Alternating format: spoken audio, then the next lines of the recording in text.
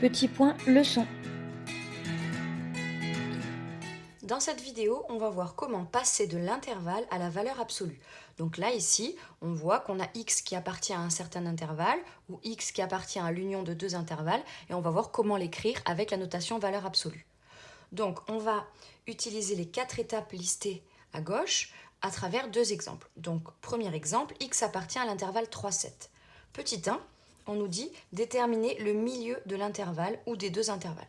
Donc là, il n'y a qu'un seul intervalle, on détermine le milieu, donc on l'appelle m égale, et soit on peut le trouver de tête facilement, soit pour trouver le milieu de l'intervalle, en fait on prend la borne inférieure de l'intervalle, 3, plus la borne supérieure de l'intervalle, 7, et on divise par 2. En fait, on fait la moyenne du début et de la fin. Et donc, ça nous donne 5. Donc, on a trouvé que le milieu de l'intervalle, c'était 5. Ça, c'est la première étape. Deuxième étape, hachurer sur une droite graduée le ou les intervalles. Donc, on trace une petite droite graduée. Ensuite, on met l'intervalle 3, 7 qu'on hachure. Et on met les crochets comme ils sont marqués. Donc là, en fait, on a hachuré l'intervalle 3, 7. On met aussi au milieu, le milieu, qu'on a trouvé que c'était 5. Voilà. Ensuite, étape 3, calculer la distance entre le milieu petit m, qui est ici, et une des bornes de l'intervalle. Donc en fait, on va calculer comment on fait pour passer de 5 à 7, ou alors de 3 à 5. Peu importe, puisque de toute façon, comme on l'a mis au milieu, ben, on a la même distance des deux côtés. Donc du coup, comment on fait pour passer de 5 à 7 ? Ben, c'est 2. Il nous faut 2 des deux côtés. Et donc, on le note R ou D. Peu importe, suivant votre leçon. Moi, je vais l'écrire D. Donc, on a trouvé la distance entre le milieu et la fin de l'intervalle, ou le milieu et le début de l'intervalle, ou comme on appelle le rayon.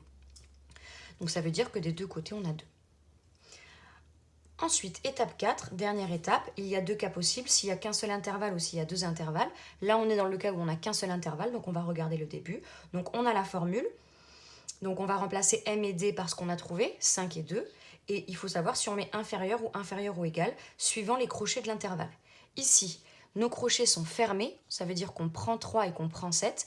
Donc, quand on a les crochets fermés, on va mettre la deuxième barre du égal, ça sera inférieur ou égal. Si on avait les crochets ouverts, si c'était 3, 7 l'intervalle, si x appartenait à 3, 7 avec les crochets ouverts, on mettrait juste strictement inférieur. Mais là, ce n'est pas le cas, on a crochet fermé.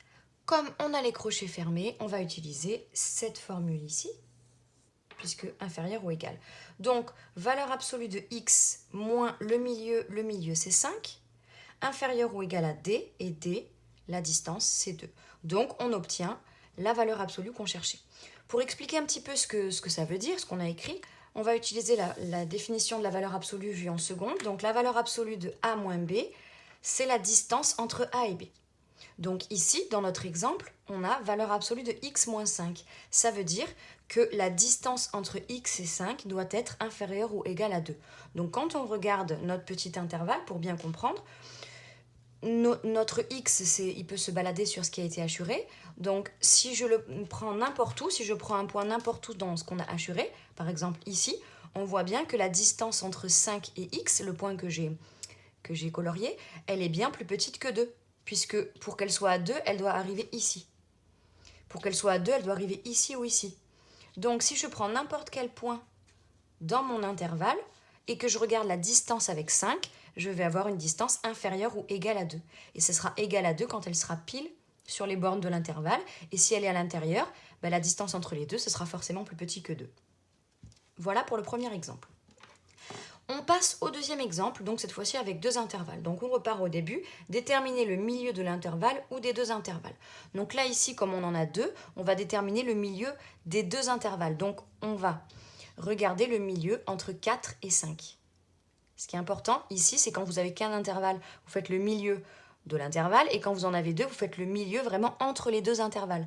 Donc du coup, on va regarder le milieu entre 4 et 5. Donc première étape, m.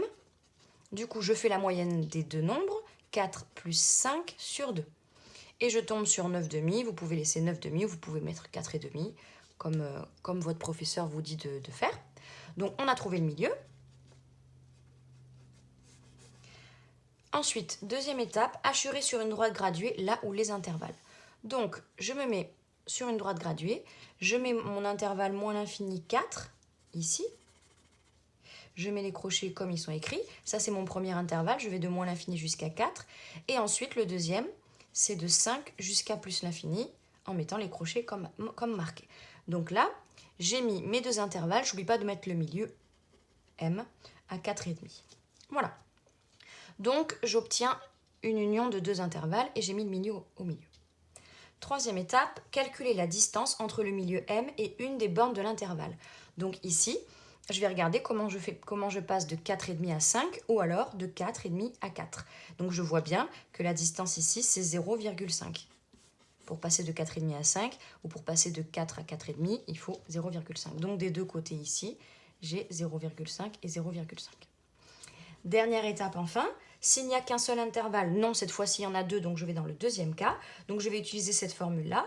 Pour savoir si je mets supérieur ou égal, je regarde les crochets. Cette fois-ci, quand on regarde chaque intervalle séparé, chaque intervalle, on voit bien que les crochets sont à l'extérieur.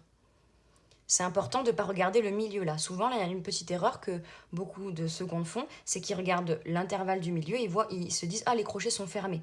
C'est pour ça qu'il faut bien hachurer et colorier les intervalles en question, parce qu'en regardant cet intervalle ici, on voit bien que le crochet est ouvert, on ne prend pas la valeur. Et quand on regarde l'autre, on voit bien que le crochet aussi est ouvert. Donc, c'est toujours ouvert ou fermé par rapport à ce qu'on a hachuré. Donc là, on voit bien que les crochets sont ouverts, donc on ne prend pas la valeur, donc ça ne va pas être cette formule, ça va être celle-là. Donc j'écris valeur absolue de x moins le milieu c'est 4,5, strictement supérieur à d, la distance 0,5. Et on a trouvé notre valeur absolue. Pour comprendre un petit peu comme tout à l'heure, ça veut dire quoi? Ça veut dire la distance entre x et 4,5 doit être plus grande que 0,5. Donc maintenant, quand je regarde ma droite graduée et que je regarde ce que j'ai hachuré, donc je prends n'importe quel point x sur cette droite et je regarde la distance par rapport au milieu ici, je vois bien que ici, vu qu'il y a 0,5, si je prends un point de ce côté, je vais être à plus de 0,5 de distance entre mon milieu et x. Là, je vais avoir plus de 0,5 de distance, là aussi, et évidemment de l'autre côté aussi. À partir d'ici, il y a 0,5 de distance, donc si je colorie tout là et tout là, je vais avoir plus de 0,5 de distance, alors que si je colorie à l'intérieur pour mon exemple précédent, je vais avoir moins de 0,5 de distance. Et pour savoir si je mets la deuxième barre, c'est les crochets qui nous le disent. Voilà comment passer de l'intervalle à la valeur absolue.